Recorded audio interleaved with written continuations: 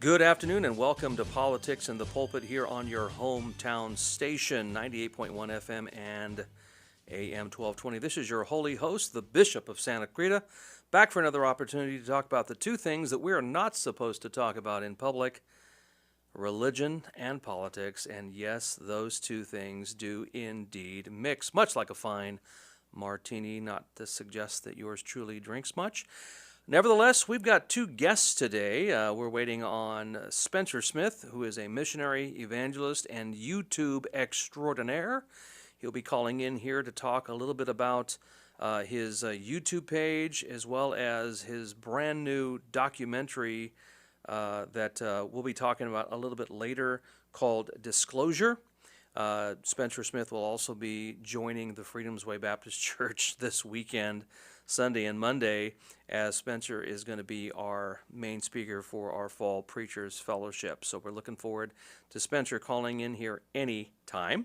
And then a little bit later, Ceci Truman, who we've not had on the show for a couple of years now. She is running for Congress in the 25th Congressional District, which is Riverside County. She was also at the Charlie Kirk Memorial on Sunday, so we'll be talking to her a little bit about her experience there in Glendale, Arizona. On the line right now is missionary, evangelist, YouTube extraordinaire Spencer Smith. You'll find him on YouTube, and his content is under Doctrine Matters. Spencer, how are you? Hey, I'm doing good, man. How are you today? I'm doing well. I love the accent, Spencer. I wish I could perfect it. Well, it just comes natural to me, so praise the Lord. What state are you calling in from today, Spencer? Well, I live in Kentucky, but I have a Tennessee phone number. But I'm a resident of Louisville, Kentucky. Okay. Well, let me start off with the big news from the last couple of days, theologically speaking, and that's the whole rapture reaction. As you know, a South African pastor's prediction sparked a frenzy on TikTok, suggesting that the great catching up was going to occur on either, and he couldn't figure out which day this was, September 23rd or 24th. Never mind the Bible stating that no man knoweth the day nor the hour. But hey, who cares what the Bible says? What do you say about another failed prediction? And more importantly, Spencer, what do you say about all these people who keep believing the same kind of guys? I mean, I think the definition of insanity is doing the same thing over and over again and expecting a different reaction or different, solution to it. And I think that these people who, at this point, I think I've missed probably 17 different raptures in my lifetime. At some point, somebody's lying, and I don't know. Part of me wants to say, if you're still buying into what these guys are saying at this point, it's almost like you deserve them. Or, I want to be mean, but I don't want to really say that. But the truth is, the golden rule of all this is that no man knoweth the day of the hour, and these men who are saying this are just trying to manipulate you so they can get attention to themselves. And it's funny how some of them have made these predictions through the years, and they have said, I believe that the rapture's coming this date, and by the way, I have a book proving it by my book, and which is quite convenient. I've got a book in my office. I can't find it. I need to go dig it out of a box somewhere. But the title of the book is 88 Reasons Why Jesus is Coming Back in 1988. I remember that prediction, and I remember the billboards for it. Yeah, well, that's a perfect example. Somebody's trying to get attention. Somebody's trying to get clicks and views and money, and they don't care. I mean, that South African pastor who said that, he needs to be fired, he needs to be publicly shamed, and he needs to be rebuked for making a silly false prediction. Basically, he's speaking on behalf of God, but he's lying in the name of Jesus. And so he's like on the top list of arch heretics right now.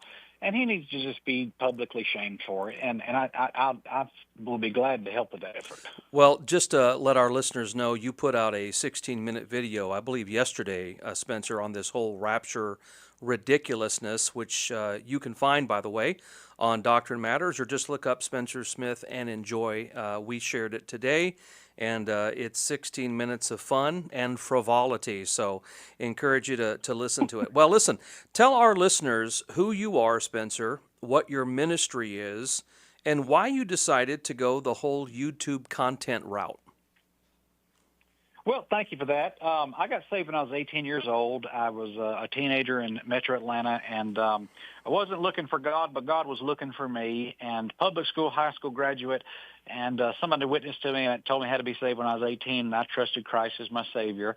Felt like God wanted me to be a preacher. Went to Bible college and got married. Met my wife. Got married, and when I was in college, I felt like God was wanting me to work with Africans and try to help plant churches with some national pastors in Kenya. And so what I did was I took a position with a mission board in North Carolina where my job basically was to travel and raise money for a lot of these nationals in Kenya.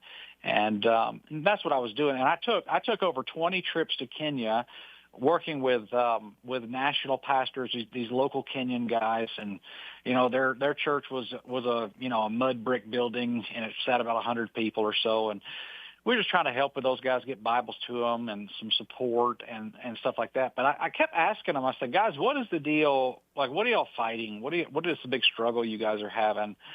And all of them said it's the charismatics. And I said, well, tell me what you mean by that. Like, what are they doing? Are they fighting you guys? Or they what?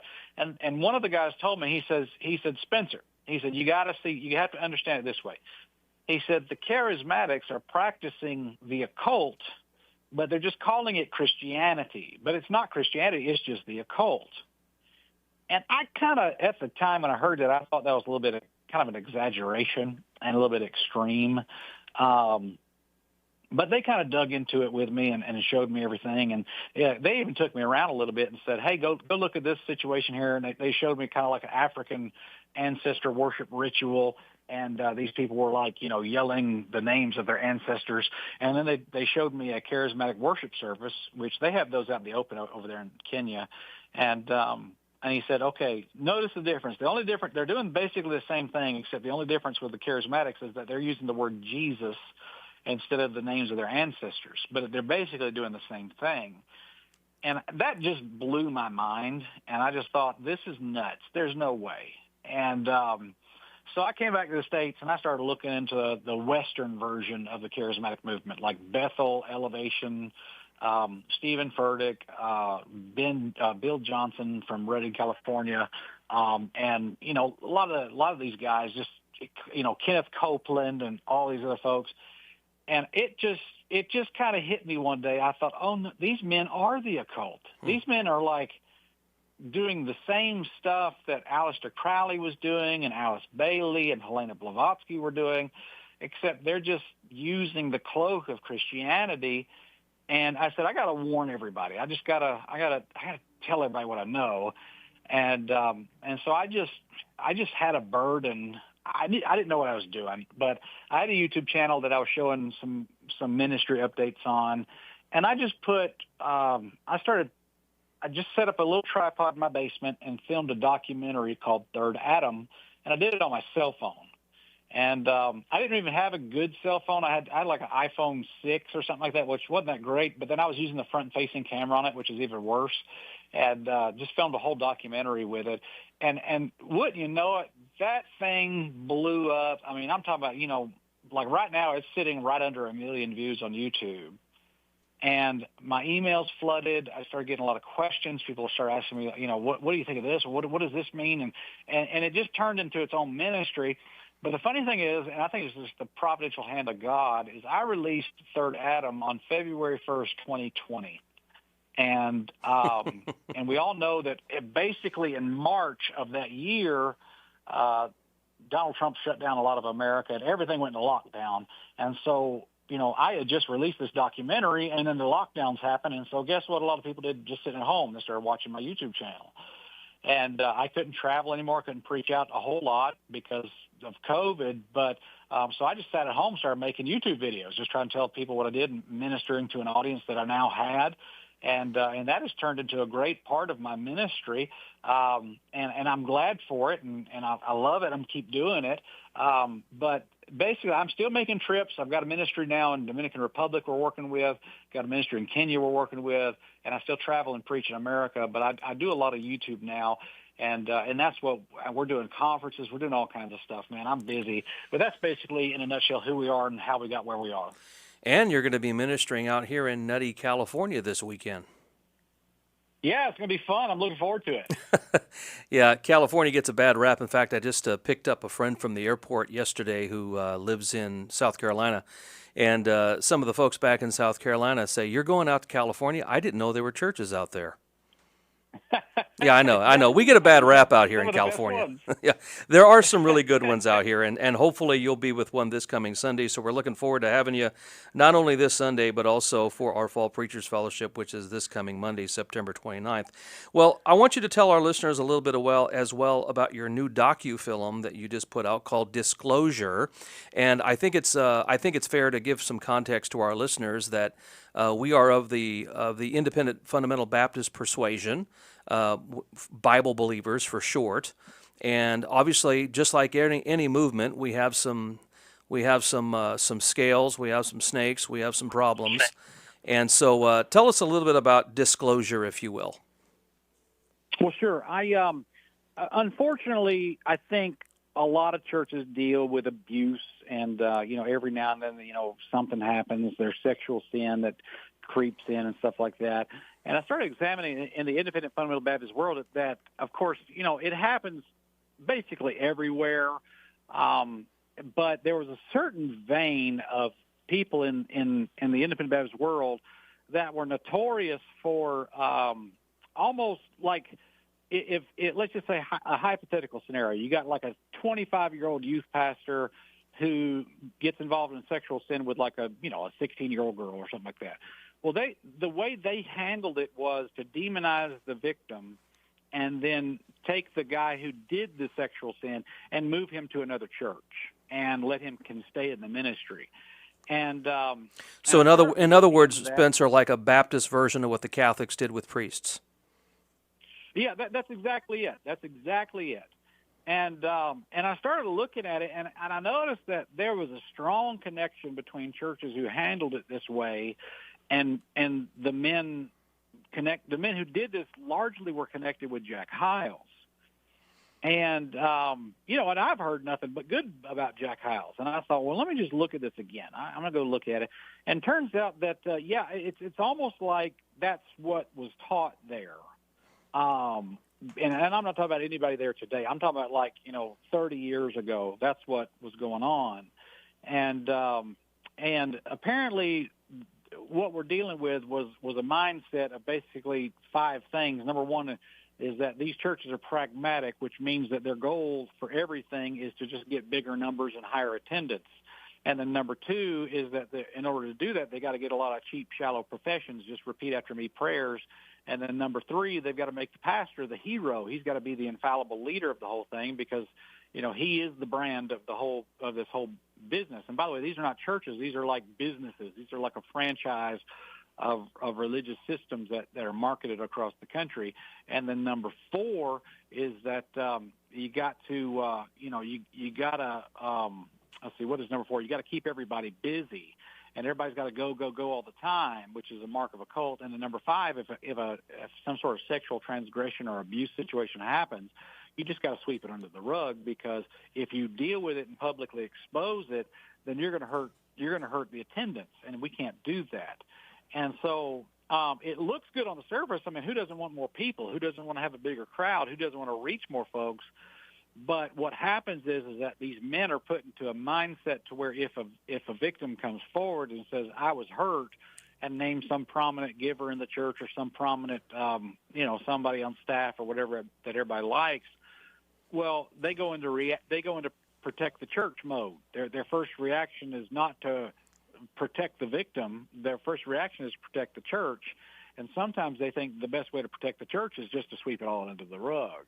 Yeah. And unfortunately, there has been a strong number of men who have practiced like this for decades and decades, and there's no telling how many families they've destroyed with this philosophy. But it's very real. It's I don't think it's as prominent as it was, but we outlined that in the film Disclosure.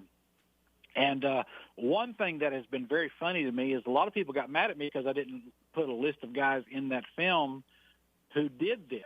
And I didn't do that on purpose. I said, just watch and you'll get your own list. Well, if you go through social media feed, there's a lot of guys just railing on this film. And and a lot of people are saying, well, why are they mad at this film? I said, I don't know. Why would anybody be mad about a film that exposes a system of abuse in churches? Yeah. Well, they say, I see what you're saying. I have often said that if a lot of our guys would have done the right thing 50, 40 years ago, then there wouldn't be such a clamor for things like Preacher Boy podcasts that highlight some of these abuses. And now the guy that started that whole Preacher Boy podcast, he was a Christian initially. Now he claims atheism. And now he has a full bent against these guys. And, of course, for good reason, 95% of the time. But the fact of the matter is you're right. This is across denominational ranks. There does seem to be a lot of it within our independent fundamental Baptist ranks, especially in that ilk of independent fundamentalism known as Hylesism. And I know the guy that's currently pastoring First Baptist Church of Hammond. He came out of California, pastored First Baptist Church here in Long Beach for at least a decade. And I believe he's a breath of fresh air for that area right now. But I'll tell you, the two guys that pastored that church before him, which were both named Jack, definitely were lightning rods, to say the least. Yeah, and there's we have to get back to the biblical qualifications of a bishop, and one of those is the first one is blameless, and the last one is, moreover, he must have a good report of them that are without. And so your reputation matters. And I think I think every preacher who's worth anything is going to have critics and people are going to say, rude and, critical things of you. But if you're a blameless man, you'll live in such a way where if somebody accuses you of something heinous, it just doesn't stick. Like people won't believe that. They say, I don't like him, but I would never believe he did that. But when you got a guy that's literally, his whole ministry is surrounded and just like this guy's got a cloud of accusations and sexual sin, stealing money, all kinds of stuff like that.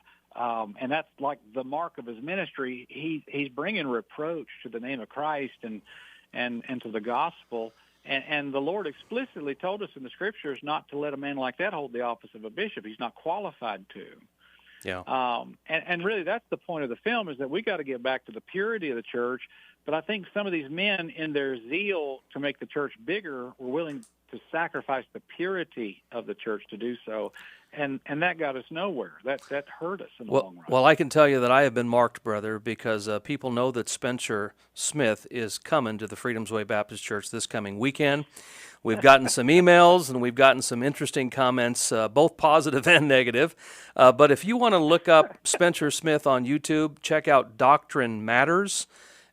Just look up Spencer Smith's name, put in YouTube, and I'm sure all kinds of wonderful things will come up, especially his new film, Disclosure, and several Third Adam films that I think are great as well. So, Spencer, thank you for tuning in today. Thanks for calling into Politics in the Pulpit. Looking forward to seeing you Saturday when we pick you up at the airport.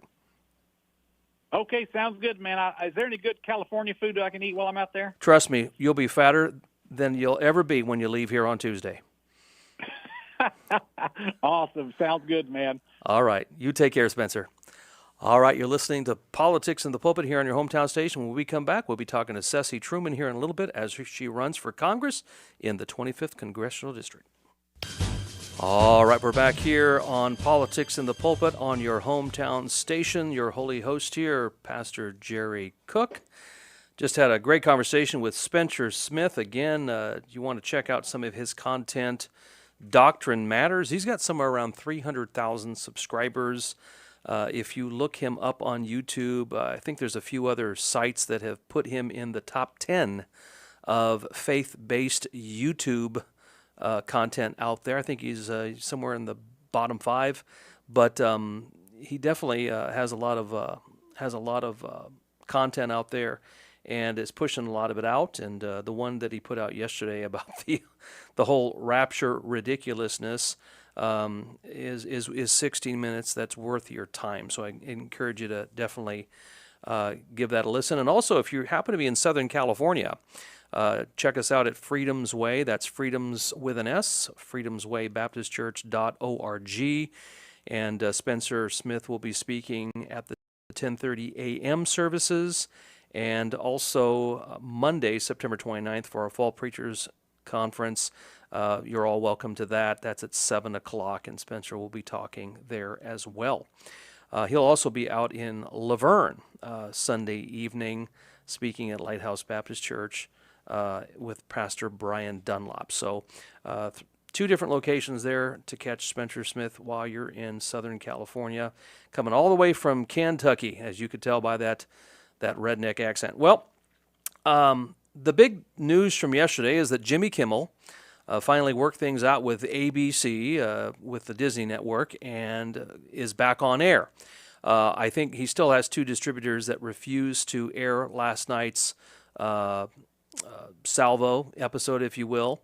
Did not apologize, but definitely was a bit more sympathetic than he was the day that they took him off the air. But really, I think the bigger news last night was not so much Jimmy Kimmel, but was Stephen Colbert, who will be off the air next May in 2026. Last night, Stephen Colbert had the governor of our grand state here, California, Governor Gavin Newsom. And Governor Gavin Newsom went on the Colbert Show and railed against President Trump, which, by the way, he can. I mean, he's a Democrat and he's going to rail against a Republican. I get it. But he said something really stupid that I think just foments the kind of stuff that we just saw happen today in Texas at the ICE facility, where I think 2 or 3 detainees were killed by a deranged gunman who, according to the FBI and all the details that we've seen come out from both the local authorities as well as the FBI, that the guy that ended up killing himself and the other migrants that were detained there at the ICE facilities was a radicalized individual who did not like ICE. And it does not help when someone like Governor Gavin Newsom, just over the weekend, signed some sort of state bill, thus encouraging actually mandating, making it a law that ICE agents do not put a mask on their face while they're doing what they're doing here in California. Now, here's the problem with that. Number one, they're federal agents, and number two, I do not think the Department of Justice is going to listen to the governor, even though that just means that the Governor Newsom in the state of California will probably end up suing the Trump administration again. But the fact is, folks, these ICE agents are simply doing their job. If you're a Democrat and you're listening and you're upset that the ICE agents are doing their jobs, then why don't you blame the Democrats and the Republicans who haven't put any kind of bill together in years when it comes to answering the question of the migrants that are here. I'm not talking about amnesty here. I'm not talking about anything like that. I'm just saying there has to be something that they can do. Can't they put their heads together? Probably not now. 10 years ago they could have done it, but not now, because right now there's so much animus between the two parties that it's almost like it's an impossibility to do anything. But it doesn't help when the governor of California goes on Stephen Colbert and says things like, I don't think we are going to have an election in 2028. And I was just telling our board op here a minute ago that if Stephen Colbert was savvy, he would have followed that up with, then why are you running, Gavin? Because the fact of the matter is, Gavin Newsom is running for president of the United States. There's just no doubt in my mind that that is what he's gearing up for. That's what the whole issue is with the redistricting thing, with no on Prop 50, which, by the way, is yes on Prop 50 on the Democratic side and the Gavin Newsom side. But I'm encouraging you to vote no on Prop 50, because if you don't like the representation, or if you think there is a lack of representation for Republican / conservative / common sense values now in the state of California, then you're going to loathe the representation that you're definitely not going to get if Prop 50 does indeed pass. Now, there's and no pun intended here, there is a 50-50 chance that Prop 50 could pass, and there's a 50-50 chance that it may not. There's a lot of money being spent on this whole redistricting situation that's slated for November 4th of this year. And here's my encouragement to you. You're going to get a mail-in ballot that'll be in the mail, I believe, by either October 4th or October 5th. My encouragement to you is get that and mail it the same day or the next day and get that stuff out of there. Vote no on Prop 50. Mail it within 24 hours and do it as quickly as you can. I'm encouraging all Republicans, all Democrats that have common sense out there, and all independents that kind of lean in the conservative side, do that.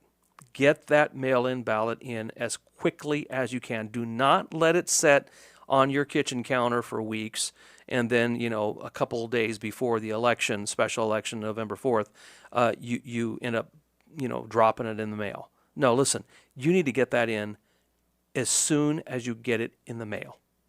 Do it quickly, because that is going to make a huge difference. The other thing that people need to realize is when rhetoric is being spewed by politicians, mainly on one side of the issue here, think about this. We're only 2 weeks away, 2 weeks removed from Charlie Kirk being assassinated. And the Wednesday, which is exactly 2 weeks from the day that he was assassinated, we now have this attack on another ICE facility.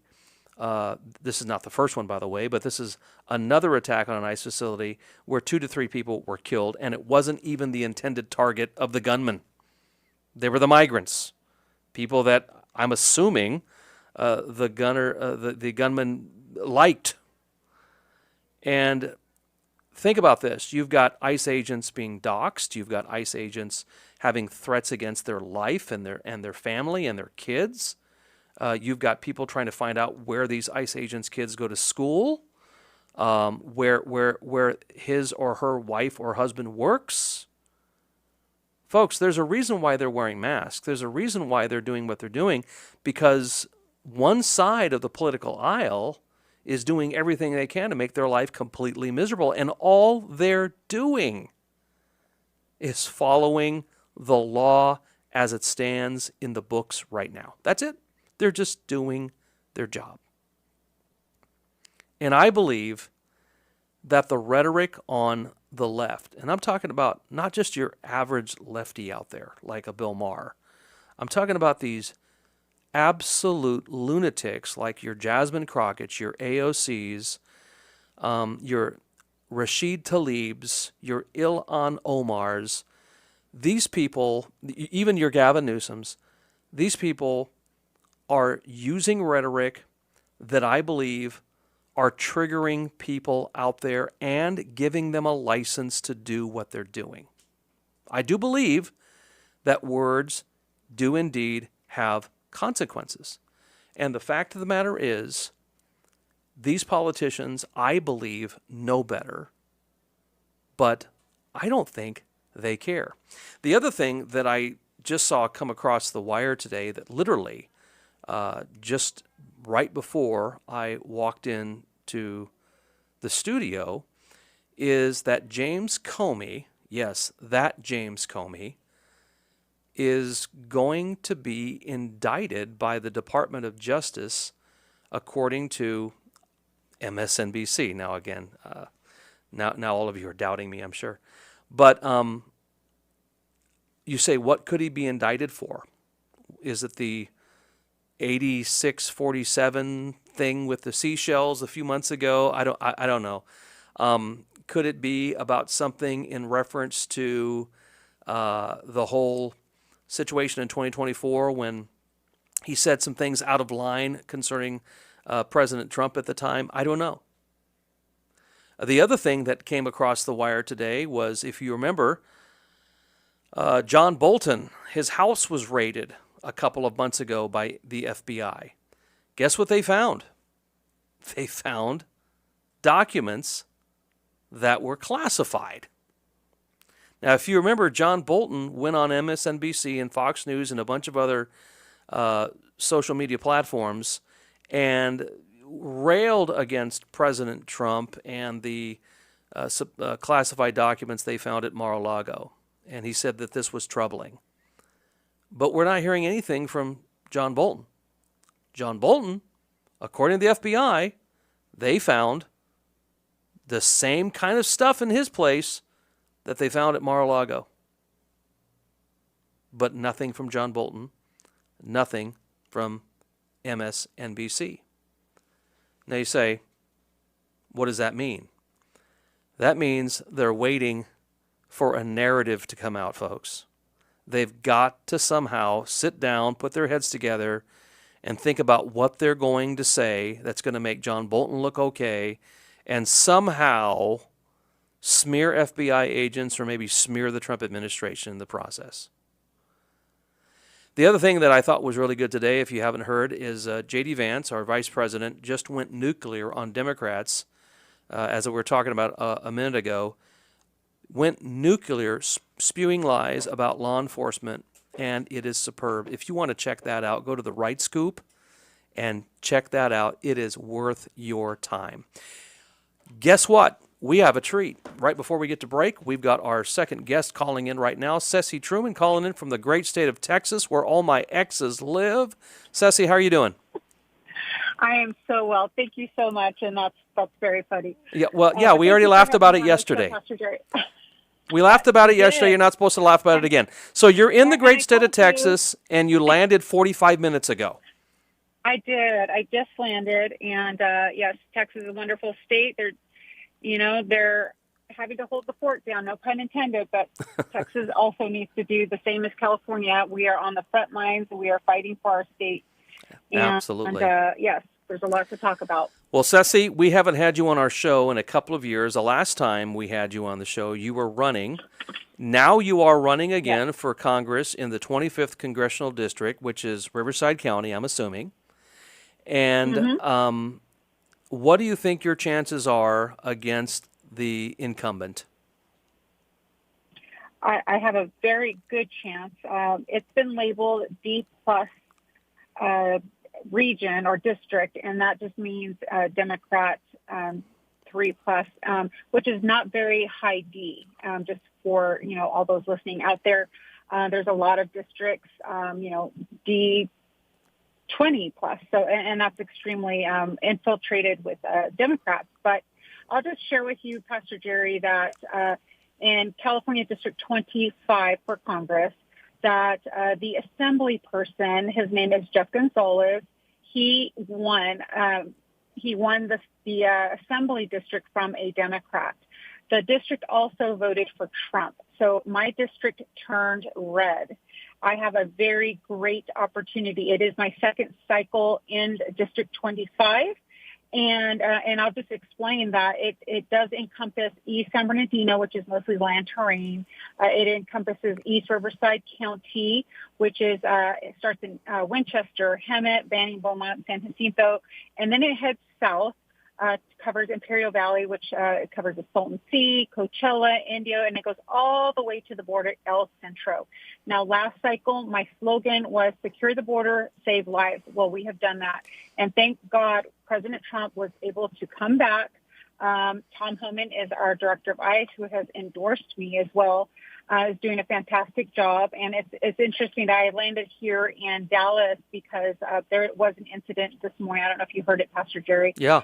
Where a sniper was shooting at an ICE truck. And from what I'm understanding, no ICE agents were hurt, but I think 3 or 4 illegal aliens were killed in that incident. So we were just talking about that right before you called in, Ceci.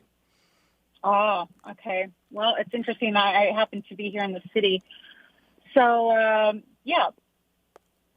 Well, when we come back from break, Ceci, I want you to talk a little bit about your experience there in Glendale, Arizona over the weekend as you attended the Charlie Kirk Memorial. A lot of us just had to watch it on social media platforms, which, of course, I believe that there were millions upon millions upon millions of streamers who watched that. And we'll talk a little bit about that when we return here on Politics in the Pulpit on your hometown station. All right, we're back here for our final segment of Politics in the Pulpit here on your hometown station. We are talking to Ceci Truman, who is pulled over on the side of the road in the great state of Texas.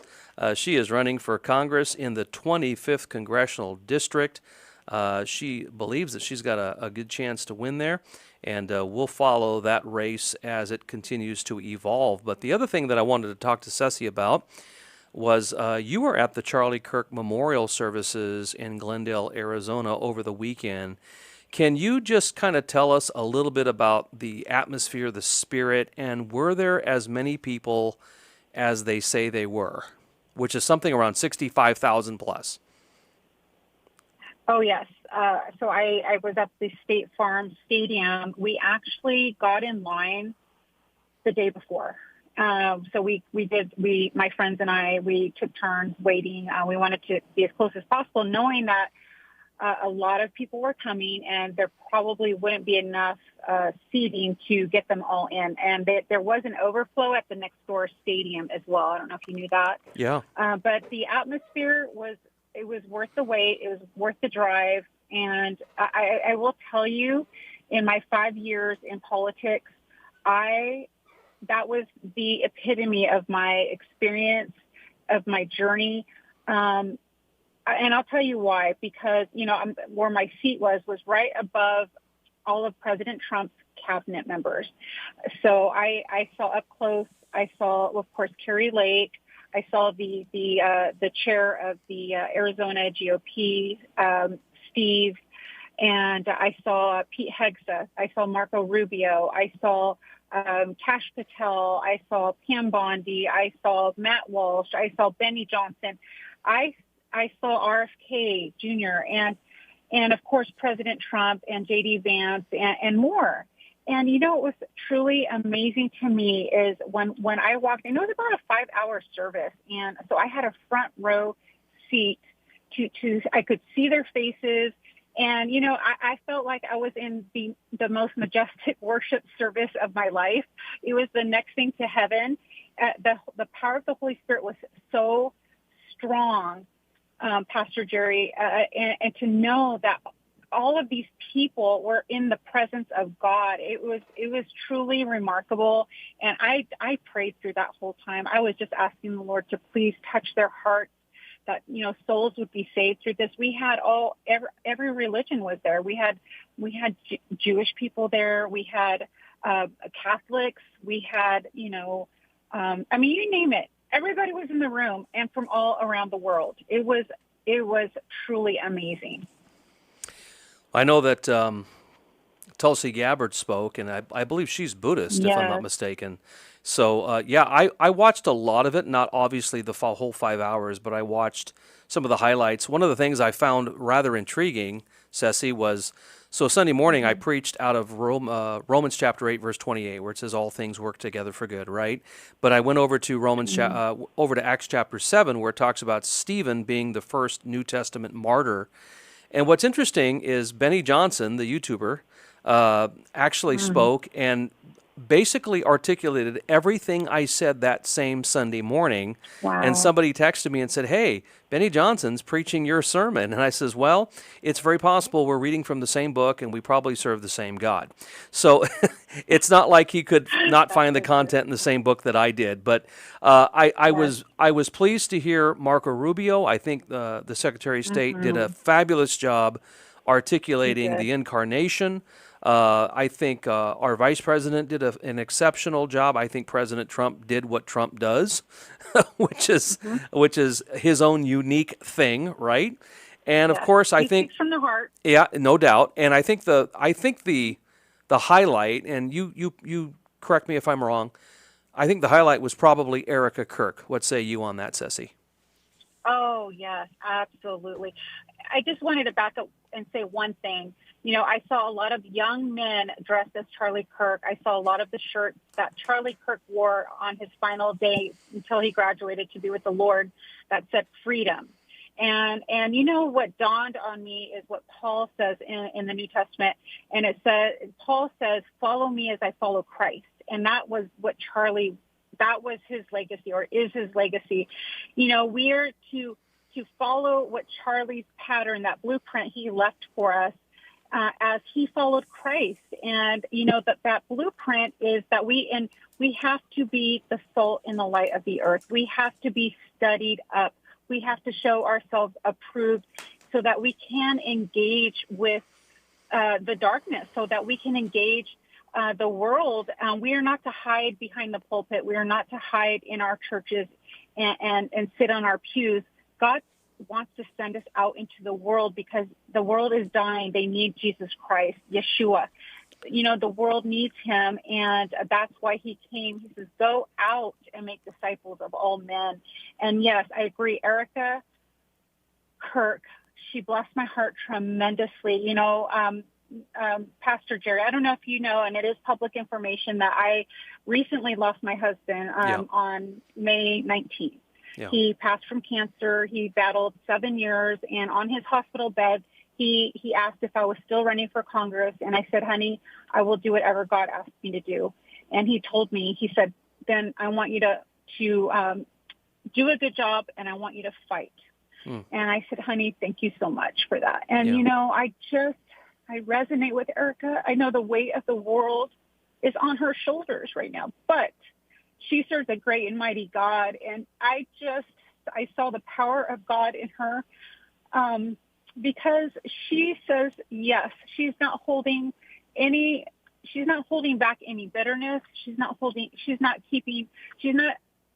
forgave the young man, because she says that was the very person that my husband was trying to reach. Yeah. That was who Charlie Kirk wanted to reach, was these young, confused, young people who have been indoctrinated in our public universities. And now, Pastor Jerry, they are doing this starting in kindergarten with all the transgender nonsense. It's evil. It's satanic. And that's why I'm running. I'm running for Congress because of our children. The only way to save our country is to save our children first, and that starts with the babies in the womb. We have to be a country that takes care of our innocent, and our children are innocent, and we need to protect them. I know that you wanted to talk about AB 495, which I'd be more than happy to discuss. Well, I know that we're coming to the end of the show here, but let me just say this about AB 495, and I think Ceci would echo this. I think it's time for people to get off their backsides, if they're still on their backsides. I don't know why you would be, and call Gavin Newsom and tell him to veto AB 495. And I know that is going to be one of the last nails in the coffin, if Jack Hibbs is correct on this, when you're going to see another mass exodus of people fleeing the state of California. And so we definitely need AB 495 killed. And I'll be honest with you, Ceci, I believe that he's running, Gavin Newsom, and I think he knows that this would come back to haunt him if, in fact, he does sign it into legislation. So I think he is going to veto the bill. I'm going to give you the last word here, Ceci. I know you're on the side of the road there in Texas, and you got to go do your thing, but why don't you tell people where they could go to help you in your 25th Congressional District run? Yes. They can go to truman4congress.com, and that is Truman, the word FOR, Congress.com. I have a wonderful website. I've got a picture with President Trump, who I got to meet right before his election and speak with. And any support is going to help me cross the finish line. And I'll tell you why. Not only people in my district need to support me financially, but across the country. And that is because we cannot have another slim margin in Congress. We need to have people that will truly support Trump policies. He has signed over 200 executive orders. And guess what, Pastor Jerry? We have to codify those executive orders, or if the next Gavin Newsom or the next crazy Kamala gets into the White House, they can reverse everything in 24 hours that Trump has put in place. So it's very crucial. It's very critical that we get as many people like myself, and my district is winnable. We've got to take Congressional District 25 back from the Democrats. I encourage you to get out there, look for Truman for Congress. Let's make this the Truman Show in 2026, and we're going to do our best to have you back on, Ceci. Enjoy yourself there in the great state of Texas. Say hi to your sister for me, and it was great seeing you at the California GOP a couple weeks ago as well.